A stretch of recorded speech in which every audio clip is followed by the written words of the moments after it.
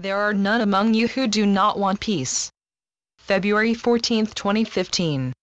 As many are now aware, humanity is in a moment of enormous change, a moment that has been divinely planned, in human terms, for a very long time, and that moment will neither wait, be diverted, nor avoided.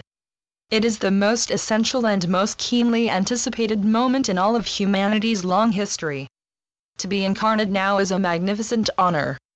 The chaos you see out there is truly within, as within so without, and realization of that truth is dawning on all.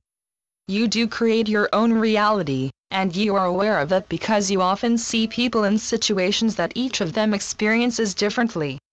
For instance, two people are stuck in traffic or in a queue to pay for groceries. One person will notice the golden light shining through the leaves of a magnificent tree or the kindly patience of a cashier with an elderly customer and feel a warm glow, love flowing freely. The other will just be irritated by the unforeseen delay to the activities in which they are engaged and blast their horn or be rude to the cashier. Same situation, totally different perceptions, and therefore different responses.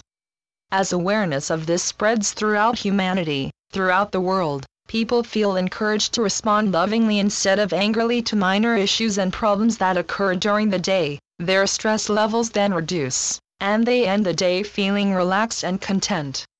You talk of going with the flow, of accepting what is, and when you actually do that you do feel much happier and more content with your lot, regardless of the issues with which you have to deal. Life is for living, in the now moment, as it happens. When you move out of the now moment, your awareness breaks down. The stories in your head, the past, the future, but never now, demand your attention, and life passes you by.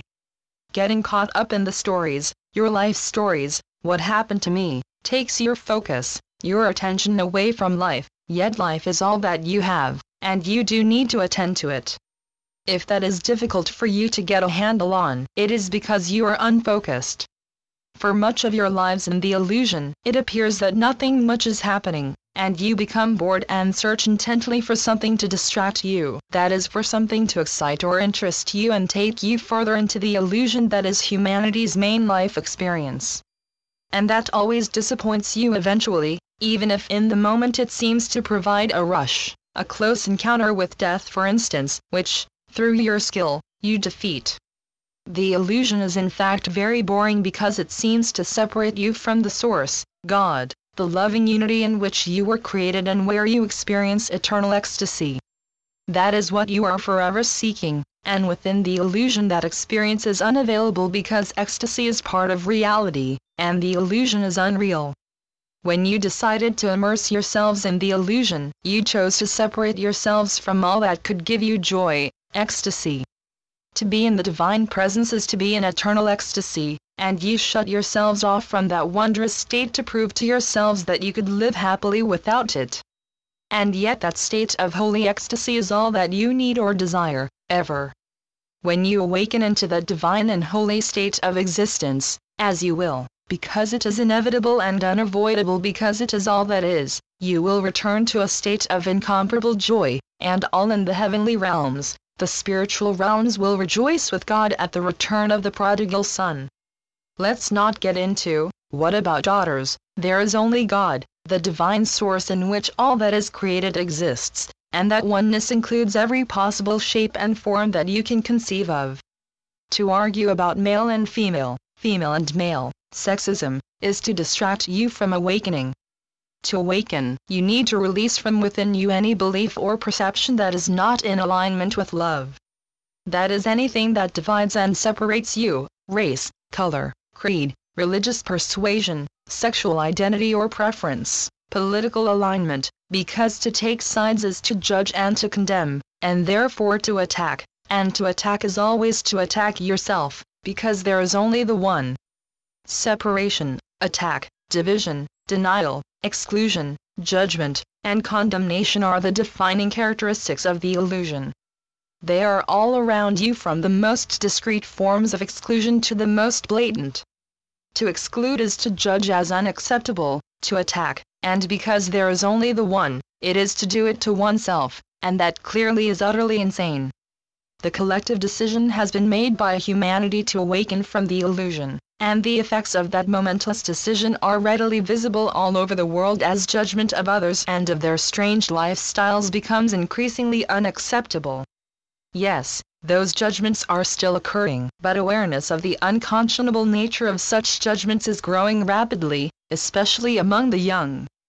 You can only be free if you allow others to be free. The truth of that statement is reverberating around the world as people choose to be free and in doing so allow others to be free. You were created free by God because He freely gave you everything that He had out of the infinite love in which He embraced and created every single one of you. You then chose to experience separation from Him, you split from the One into numberless billions, and ever since then each one of those billions has been engaged in the most insane competitive attempts to prove to Him that he or she is better than all the others. Your egos, your little separated minds, control you, and war erupts, unless you refuse to allow them to. Modern psychology has brought to the attention of many of you the danger of egos run wild. In previous times egos were honored and feted as the strong defeated and destroyed the weak, unaware that it was in fact a most self-destructive form of behavior in which they were all engaged.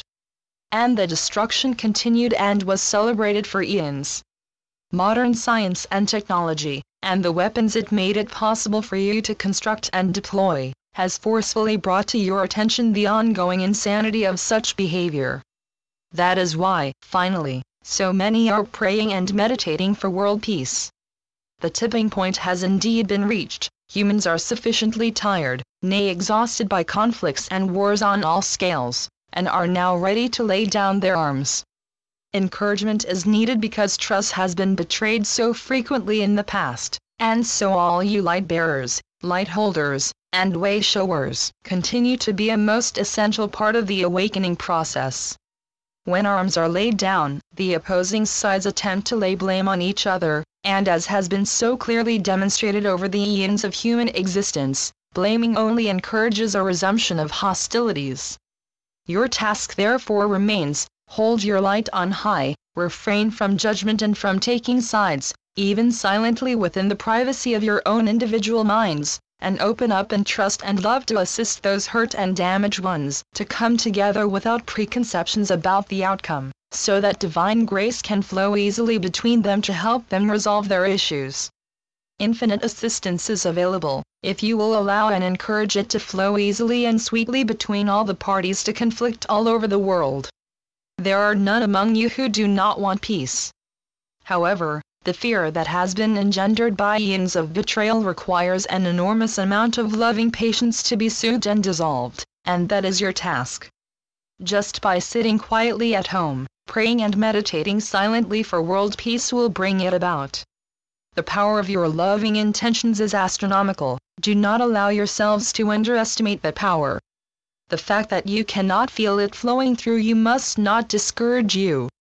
You incarnated to do this. Now is your moment, and know that failure is unimaginable, inconceivable, and out of the question. The power of the divine, God, your source, is empowering you limitlessly in every moment.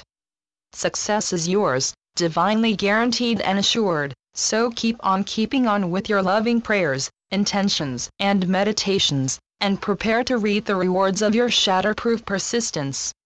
Your loving brother, Jesus. Channeled by John Smallman. johnsmallman2.wordpress.com